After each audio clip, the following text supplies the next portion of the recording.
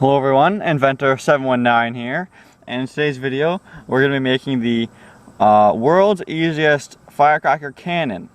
And this cannon can shoot whatever you want, but in today's video I'm going to show you my version, which will be able to shoot these airsoft BBs.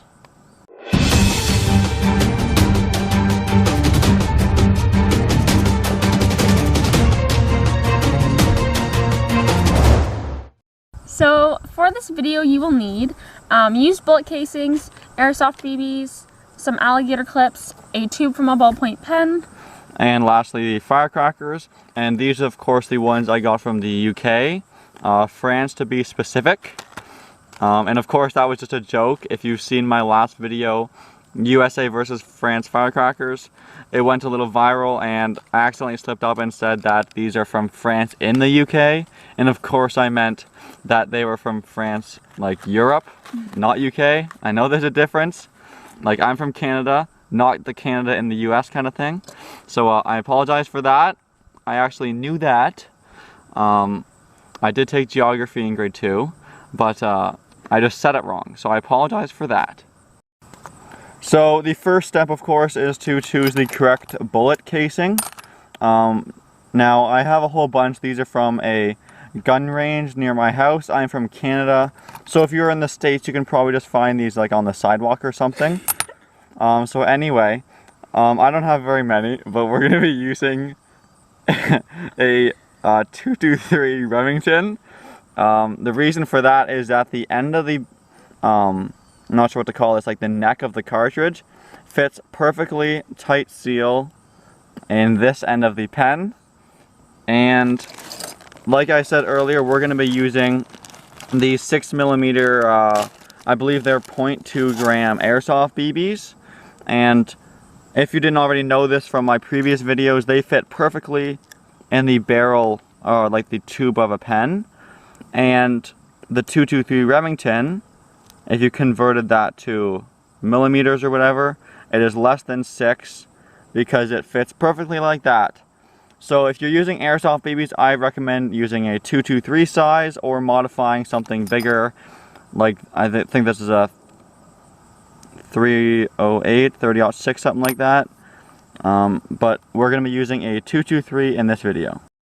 So to make your firecracker cannon, the first and only difficult step is to take your bullet and of course make sure it's expended, and take a little drill slightly bigger than the size of the fuse, but the smaller the better, because then it'll cause, when the explosion happens, for most of the pressure to stay contained, whereas a big hole you could lose quite a bit of pressure. So I'm going to drill probably like a 1/8 or smaller hole right where the primer and the shell used to be.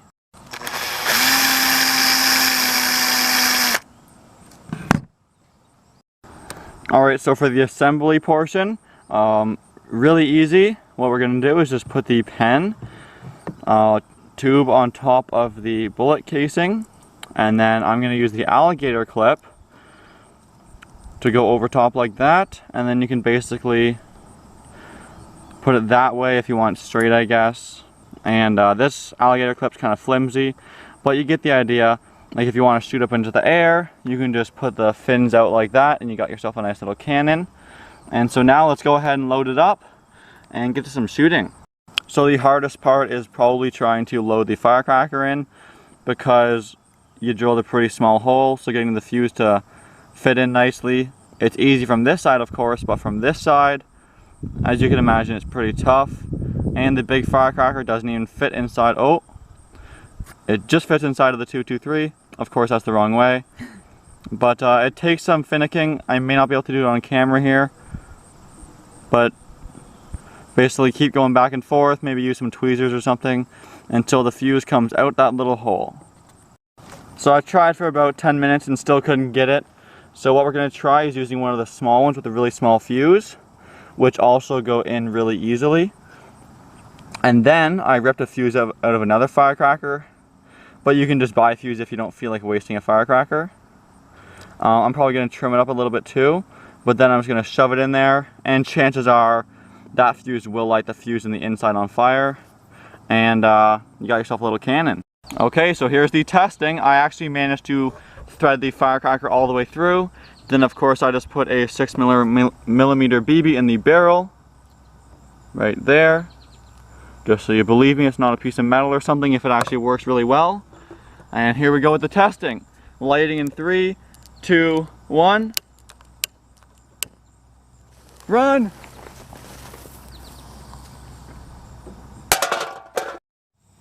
Alright, so we just did our shooting test and it went very successful. I went through both sides of the can. There's the entrance, there's the exit. I'm sure it could have gone through a lot more. It definitely would have pierced it even if it was carbonated and full and everything.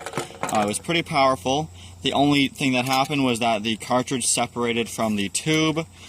This actually went flying backwards. So when building it, maybe just use a little bit of electrical or duct tape right there. And of course, this part fell over because I just had it set up like a tripod. If you wanted it to not fall over, maybe just like nail this into a piece of wood or something, make it a little sturdier. But I'm just trying to keep it simple if you want to keep it simple. Now, to reload it, the only key is that when your firecracker explodes, the back half of it, as this kind of splits in half, is still stuck in there. And it's really hard to get out. So just a little trick is to use anything pokey. I have a mousetrap thing, doesn't matter though.